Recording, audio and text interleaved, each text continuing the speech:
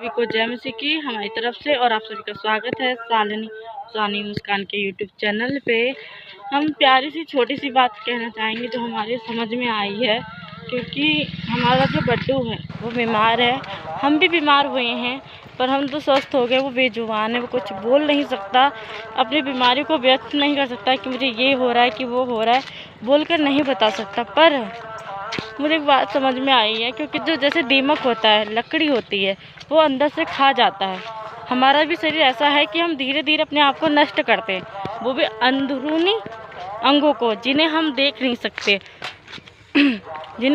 सकते उसी प्रकार फिर हम धीरे धीरे नष्ट होते चले जाते हैं। सही समय पर हमें उपचार मिल जाए तो हम स्वस्थ हो जाते हैं, अगर हमें उपचार ना मिले तो हमें कमज़ोरी महसूस होने लगी, अन्य अंगों के द्वारा कमज़ोरी होने लगेगी, जैसे अंगों में कमियां आने लगेंगी, भूख में कमी होने लगेगी, अन्य समस्या होने लगेंगी। फिर हमें चलने में, घूमने में थोड़ी शक्ति कम हो जाएगी। लाइक करो गाइस, ये एकदम सही बोल रही है। आपको बात अच्छी ना लगे तो ये वीडियो इधर से हटा देना। कि हमारी शक्ति कम हो जाती है, फिर हम चलना छोड़ देते हैं।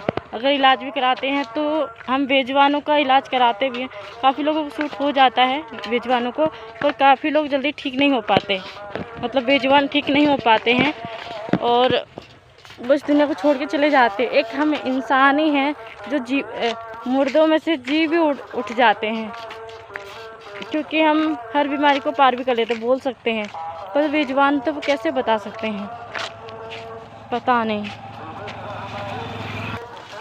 जो हमारा बड्डू है वो धीरे धीरे कमज़ोर हो गया है और फिर वो चलने की कोशिश कर रहा था कि मैं चल सकूं, फिर वो गिर गया अचानक से। मुझे नहीं पता वो कैसे गिरा, क्योंकि मैं कहीं गई हुई थी और उसको चोट लग गई। मैंने कहा पापा कि क्या हो गया, इसको चोट कैसे लग गई? पापा ने कहा शायद कोई आवारा बैल आया होगा, उसने मारा होगा, पर उसको किसी ने भी नहीं मारा। तो मैंने कहा कैसे गिर गया, मुझे एहसास नहीं था, क्योंकि मैं बैलों की देख रेख नहीं करती हूँ, पापा ही करते हैं। तो धीरे धीरे वो कमज़ोर हो गया है, वो लेट चुका है, अब बैठता था, अब उसकी गर्दन सीधी हो गई है, वो बैठ नहीं सकता।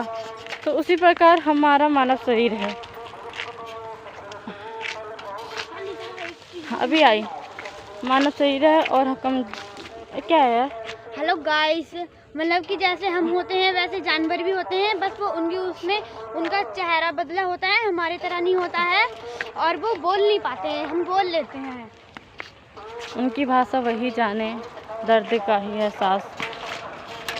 मुझे उसे देखकर दर्द होता है और शायद मेरे पास भी कोई ऐसी शक्ति होती कि मैं अपने बड्डू को बचा सकती थी, पर जितनी है मैं उसके लिए कर सकूं, उसके लिए पत्ते लेके जा रहे हैं। परमेश्वर से यही दुआ है, अगर वो स्वस्थ नहीं हो रहा है तो आप उसे तड़पा के ना ले जाएं इस दुनिया से।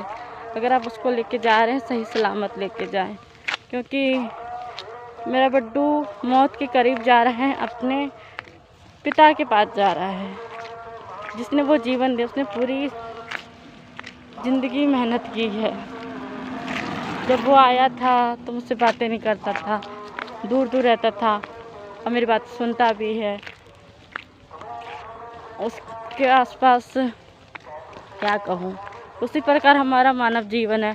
प्रभु यीशु मसीह भी है, जो पाप है, एक शरीर की बात बता रही हूँ, ठीक है, शरीर का उदाहरण दे रही हूँ। जो पाप हम करते हैं तो हम अपना शरीर ही नष्ट कर देते हैं, शरीर को नष्ट कर देते हैं। जैसे हमने अनुचित चीज़ें खा ली जो हमारे बॉडी को सूट नहीं करता, अगर हम अच्छा खाते हैं जो हमारे शरीर को सूट करता है, उसी प्रकार हमारे परमेश्वर का पवित्र वचन है जो हमारे जीवन के लिए लाभदायक है और एक अच्छा जीवन, और हम अधिक समय तक जीवित रहेंगे।